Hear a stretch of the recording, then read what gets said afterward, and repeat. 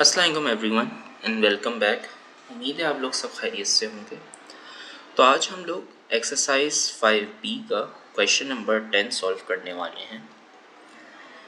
अगर आप लोगों ने मेरी एक्सरसाइज 5B की क्वेश्चन नंबर 6 की वीडियो नहीं देखी है तो वो प्लीज़ पहले देख लीजिएगा, क्योंकि उसमें हमने कुछ टैक्सेशन से रिलेटेड कॉन्सेप्ट डिस्कस किए थे जो कि यहाँ पे कंटिन्यू हो रहे हैं।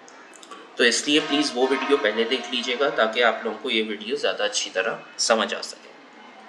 तो देखिए, हमने क्वेश्चन नंबर 6 की वीडियो में ये बात की थी कि बहुत कम कंट्रीज़ हैं जहाँ पर फ्लैट टैक्स लग रहा होता है सैलरीज़ के ऊपर। ज़्यादातर कंट्रीज़ में प्रोग्रेसिव टैक्सेशन सिस्टम यूज़ होता है, जिसके अंदर सैलरीज़ के ब्रैकेट्स बना दिए जाते हैं जिनके ऊपर अलग अलग रेट से टैक्स लग रहा होता है। हमने क्वेश्चन नंबर 6 में देखा था कि $0 से $20,000 वाले के ऊपर कोई टैक्स नहीं लग रहा था, जबकि अगले $10,000 के ऊपर 2% टैक्स लग रहा था। यानी कि अगर कोई शख्स टोटल 30,000 कमाता है तो उसके पहले 20,000 के ऊपर कोई टैक्स नहीं लगेगा, जबकि अगले $10,000 के ऊपर 2% टैक्स लगेगा।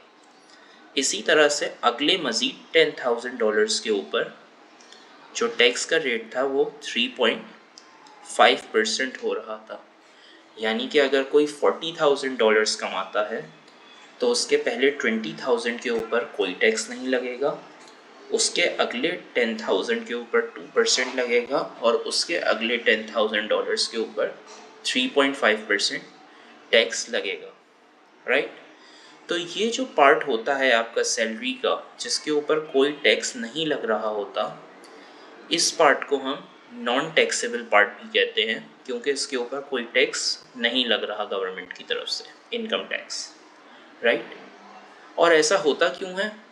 क्योंकि गवर्नमेंट ये मानती है कि एक पार्ट ऑफ द सैलरी आपकी वो है जो आपकी बेसिक एसेंशियल नीड्स को पूरा करने में जाती है, इसलिए उसके ऊपर वो टैक्स नहीं करती।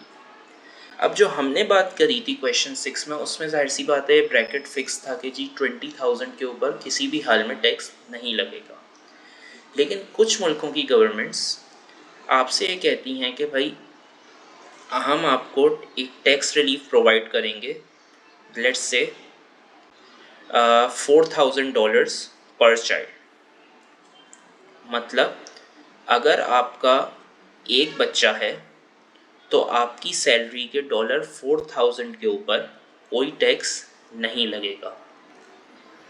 अगर आपके 3 बच्चे हैं तो आपके $12,000 के ऊपर कोई टैक्स नहीं लगेगा, भले आपकी कोई भी सैलरी हो, राइट। इस पार्ट ऑफ द इनकम जिसके ऊपर कोई टैक्स नहीं लगता उसको हम नॉन टैक्सेबल पार्ट कहते हैं आपकी इनकम का। और इस वजह से गवर्नमेंट ये रिलीफ देती है क्योंकि गवर्नमेंट ये मानती है कि वो आपकी बेसिक एसेंशियल नीड्स में आ जाता है, इसलिए उस सैलरी के पार्ट पे वो टैक्स नहीं लगाती। वंस हमने ये बात डिस्कस कर ली है तो हम लोग क्वेश्चन की तरफ बढ़ सकते हैं।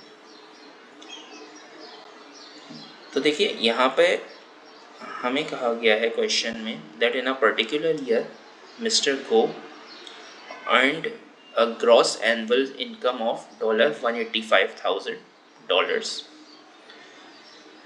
Of this $185,000, the amount that will not be subjected to income tax is shown in the table.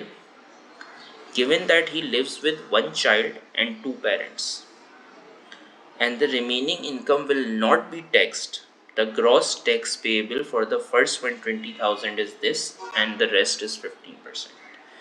तो देखिए, क्वेश्चन में बहुत सारी बातें की गई हैं, अब उसको हम आहिस्ता आहिस्ता ब्रेक डाउन करते हैं। देखिए, मिस्टर गो की और टोटल सैलरी है $185,000, सही है। अब जिस पार्ट के ऊपर टैक्स नहीं लगेगा वो डिपेंडेंट है कि उनकी फैमिली में लोग कितने हैं। पर चाइल्ड गवर्नमेंट एक रिलीफ दे रही है $4,000 का, यानी अगर आपका एक बच्चा है तो आपकी तनख्वाह का $4,000 का पार्ट टैक्सेबल नहीं होगा।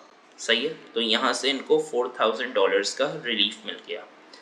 इनके 2 पेरेंट्स हैं तो इनको 5,000 पर पेरेंट का रिलीफ मिल रहा है, तो टोटल इनको $10,000 का रिलीफ मिलेगा। सही है, और उसके अलावा जाहिर सी बात है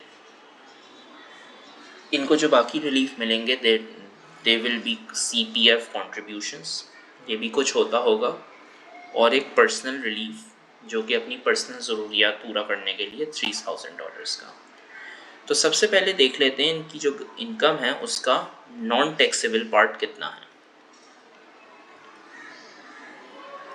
देखिए, पर्सनल रिलीफ के अंडर इनको $3,000 का रिलीफ मिल रहा है जिसके ऊपर टैक्स नहीं लगेगा।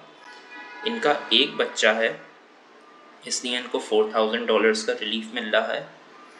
इनके 2 पेरेंट्स हैं इसलिए इनको $10,000 का रिलीफ मिल रहा है, और इन्हें CPF कॉन्ट्रीब्यूशंस के लिए $1,600 का रिलीफ मिल रहा है। वंस हम इन फिगर्स को ऐड कर देंगे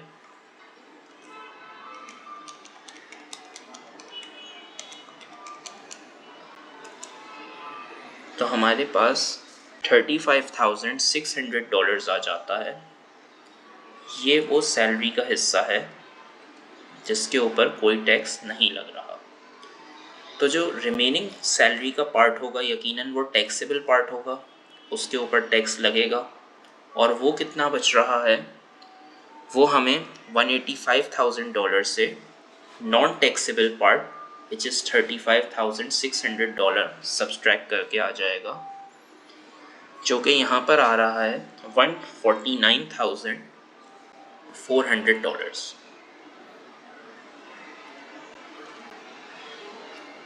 सही है। अब वही बात आ गई जो हमने क्वेश्चन 6 में देखी थी कि उसने कहा कि जो सैलरी टैक्सेबल है उसके पहले $120,000 के ऊपर एक स्ट्रेट टैक्स लग रहा है $7,950 का। तो देखिए, इसकी मिस्टर गो की जो पहले 120,000 है out of the taxable part, उसके ऊपर $7,950 टैक्स लग रहा है, और जो बाकी की सैलरी है उसके ऊपर 15% टैक्स लग रहा है। बाकी की सैलरी कितनी होगी मिस्टर गो की? That will be $29,400, right. और इसके ऊपर कितने डॉलर्स का टैक्स लगेगा? इसकी 15% टैक्स लग रहा है। उसकी हम कैलकुलेशन किस तरह करेंगे कि देखिए $29,400 है, उसका हमें 15% चाहिए, तो हम परसेंटेज का साइन जब हटाएंगे तो नीचे 100 आ जाएगा। हम सिंप्लीफाई करके प्लग इन कर लेंगे तो हमारे पास आएगा $4,410। सही है। तो मिस्टर गो टोटल अपनी सैलरी पे कितना टैक्स पे कर रहे हैं वो हम इन दोनों को ऐड करके निकाल लेंगे, विच विल बी $12,360। सही है, और यही आपका आंसर भी होगा।